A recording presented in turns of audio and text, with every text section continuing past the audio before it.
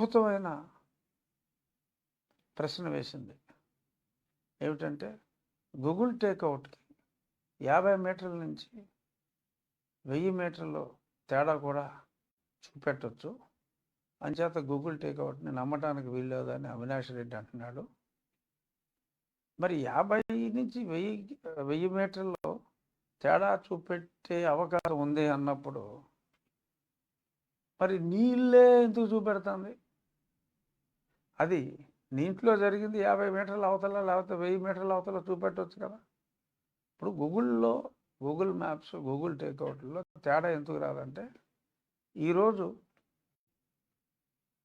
మీరు ఒక ఇంటికి వెళ్ళాలంటే ఏంటి, గూగుల్ మ్యాపే చూస్తున్నావు కదా.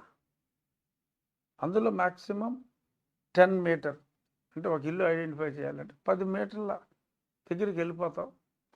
అంటే 10 మీటర్లు అంటే 30 అడుగులు.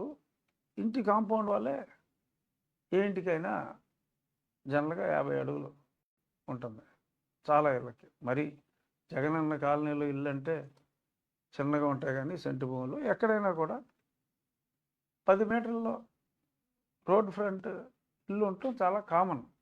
సో కాబట్టి 10 మీటర్లు తేడా ఉండొచ్చు. సో క్లియర్ కట్గా ఆ పిన్ పాయింట్ ఆ హౌస్ ఏరియానే సూచిస్తుంది. సో ఆ హౌస్ కాంపౌండ్ ఈజీగా వాళ్ళని పెద్ద పెద్ద ఇల్లు కాబట్టి పులివెందుల్లో అదే ఏరియాని చూపెడుతుంది. ఆ స్పాట్లో ఆ 10-20 మీటర్ల ఆ గ్యాప్లో ఉన్నది అదే ఇల్లు. సో కాబట్టి దాని మీదే సిబిఐ వాళ్ళ ఛార్జ్షీట్లో ఫైల్ చేయడం జరిగింది. షర్మిల గారు చాలా చక్కటి ఆ ప్రశ్న వేసింది. సో దీన్ని బట్టి అన్ని వేళ్ళు వివేకానంద రెడ్డి గారి హత్య వెనుక ఉన్నది ఆర్జంటే అని క్లియర్గా సూచిస్తుంది.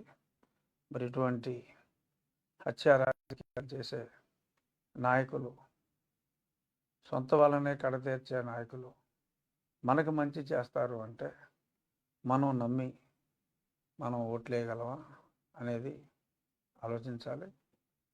ఇంకా ఈ మధ్యన రెగ్యులర్గా ఎక్కడికి వెళ్ళినా కూడా జగన్మోహన్ రెడ్డి గారు ఒకటే కామన్ మాట, ఒక్కొక్కరిని పరిచయం చేయటం. షానా మంచివాడు, సౌమ్య